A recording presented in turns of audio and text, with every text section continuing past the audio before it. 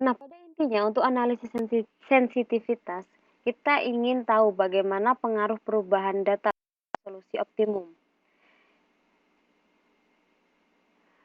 Untuk analisis sensitivitas ini ditujukan untuk memberikan jawaban atas pertanyaan sampai seberapa jauh perubahan tanpa mengubah solusi optimum atau tanpa menghitung optimum dari awal.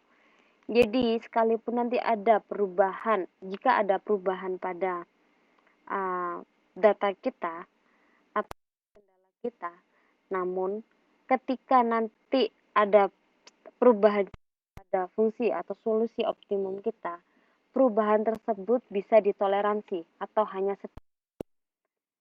sedikit. Jika itu meningkat, berarti itu malah akan mengoptimumkan. Namun hanya itu menurunkan, akan ada batas toleransi sehingga perubahan itu dibenarkan. Bisa dipahami?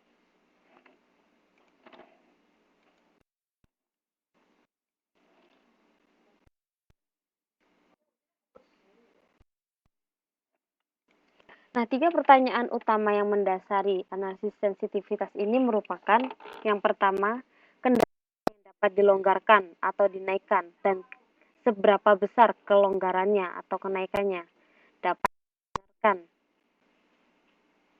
Sehingga nilai Z tetapi tanpa perhitungan dari awal. Sehingga perubahan-perubahan pada kendala tersebut, kenaikan kendala tersebut bisa menaikkan Z tetapi tanpa melakukan perhitungan dari awal. Sebaliknya, kendala mana dapat dikurangi tanpa menurunkan Z dan melakukan perhitungan dari awal. Jadi, nggak semua kendala itu bisa ditambah atau dinaikkan. Namun, juga yang harus diturunkan. Tapi, jika kita menaikkan fungsi kendala kita berharap nilai Z juga naik atau akan semakin optimum.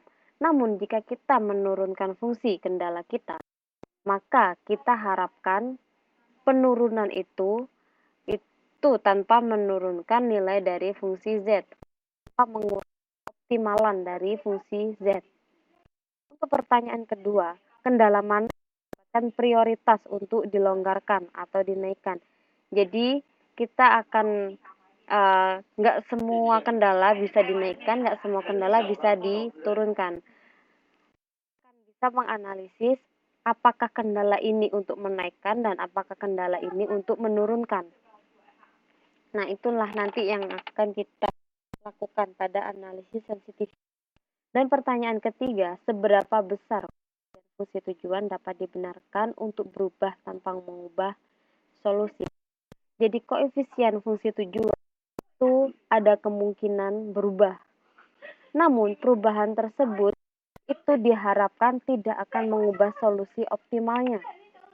Jika mengubah solusi optimal, kan fungsi tersebut naik atau lebih optimal. Namun jika fungsi tersebut itu nilai optimalnya dengan kenaikan atau penurunan fungsi kendala tersebut malah nilai atau solusi optimal menjadi menurun, maka perubahan tersebut tidak dibenarkan. Bisa dipahami ya. Di sini saya punya contoh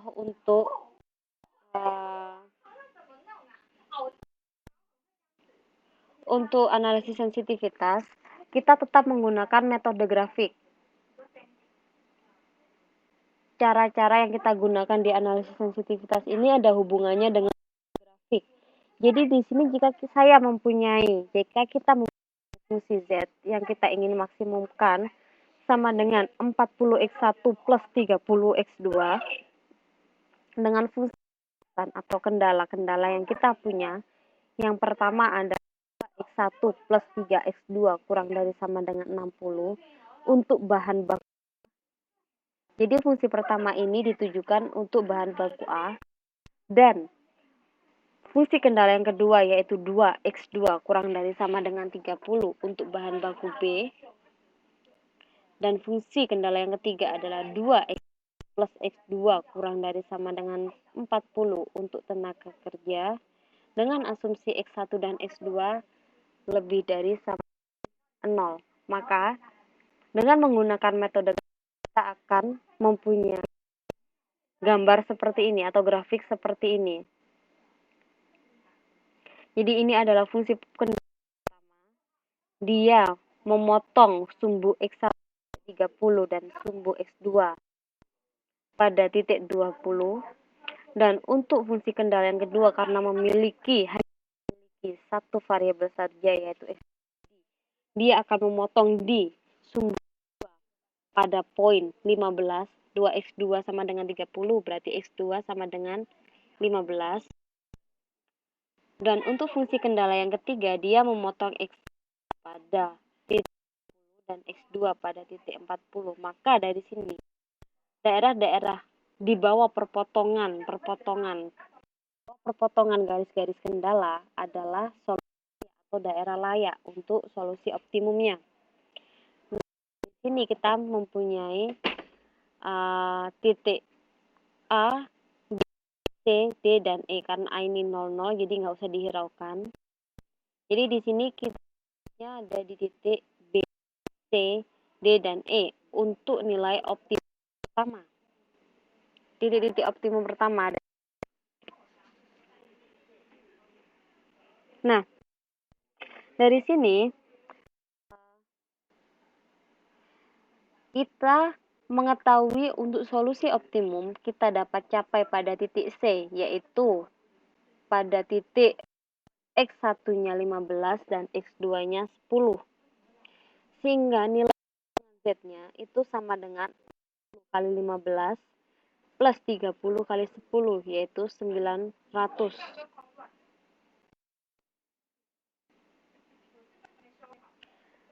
Nah, jika terjadi perubahan,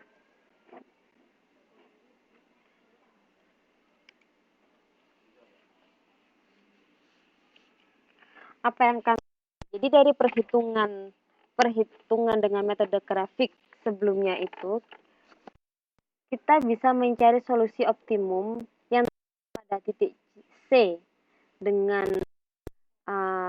X1 sama dengan 15 dan X2 sama dengan 10, akan ditemukan kendala yang sudah habis terpakai atau scarce atau full, dan kendala yang berlebihan redundant atau idle capacity.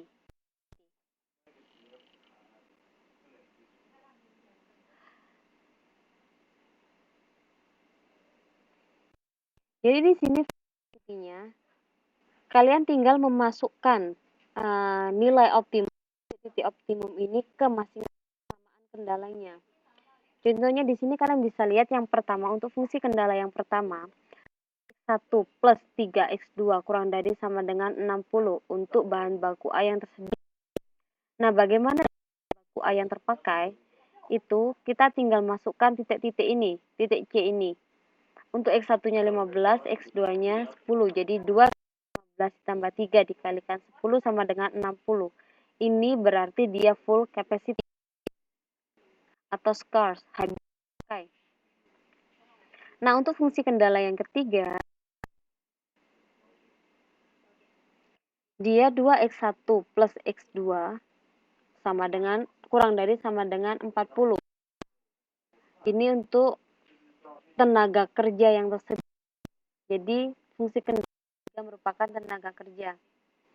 Kita masuk titik C-nya, X1 dan X2-nya, 2 15 ditambah 10 itu sama dengan 40.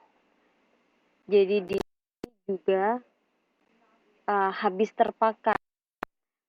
Nah, bagaimana dengan kendala yang kedua? Dia 2x2 kurang dari sama dengan 30. Kita masukkan x2-nya.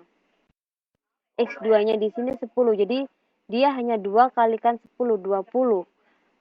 20 itu dari 30, maka dia ini kendalanya berlebihan. Jadi masih ada sisa untuk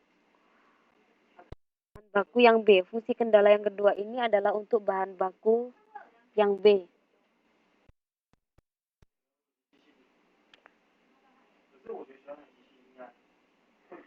Nah, jadi apa di sini yang harus kita lakukan?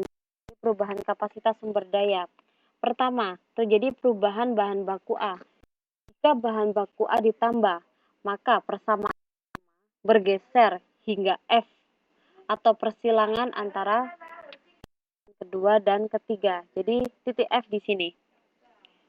Ini merupakan perpotongan antara persamaan yang kedua, persamaan yang ketiga. Nah, pertamanya ini merupakan lokasi atau garis untuk fungsi kendala yang pertama. Karena kita menambahkan baku A, maka fungsinya akan bergeser sampai ke titik.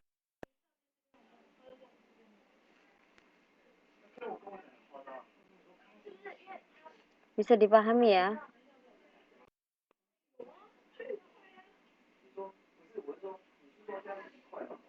Nah, caranya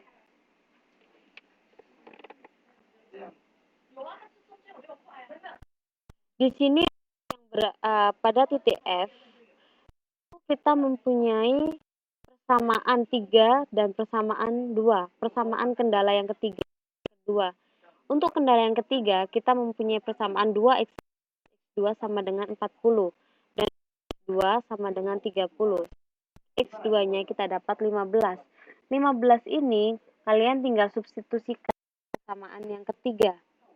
Sehingga kita mendapatkan X1-nya sama dengan 2,5. Jadi F ini, titik potong F ini itu berada di titik 12 dan 15 atau memotong, bukan memotong. Berada di titik 12,5 dan X2-nya 15 untuk titik F ini. Nah, dari situ kita bisa, karena si kendala yang pertama ini bergeser hingga ke titik F, maka kita bisa menghitung nilai dari yang pertama ketika berada di titik F, yaitu dengan memasukkan X1, X2 yang telah kita dapatkan dari cara substitusi persamaan kedua dan ketiga yang kita dapat 12,5 dan 15, yaitu 2 dikalikan 15 ditambah 3 12,5 maka sebesar 70.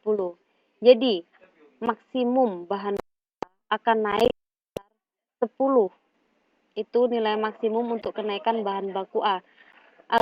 Nilai optimumnya tidak berubah terlalu signifikan atau tidak turun.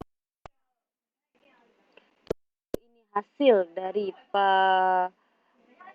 ketika si garis kendala yang pertama ini bergeser ke titik F, 6 ini merupakan garis kendala pertama yang awal.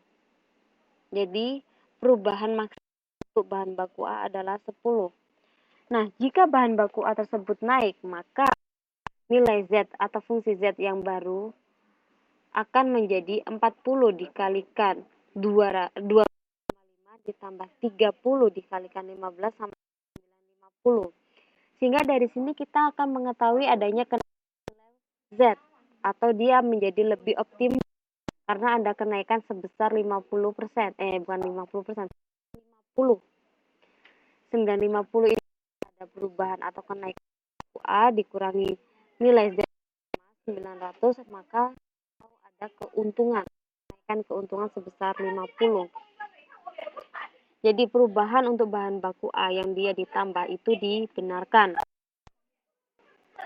Bisa dipahami ya?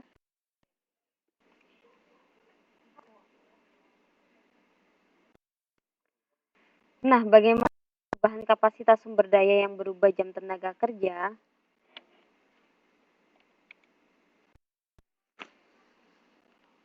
Jika tenaga kerja ditambah, persamaan ketiga bergeser hingga titik G. Jadi pergeserannya akan maksimumnya ini akan di titik G. Ini adalah fungsi kendala ketiga yang pertama. Ada di sini. Dan karena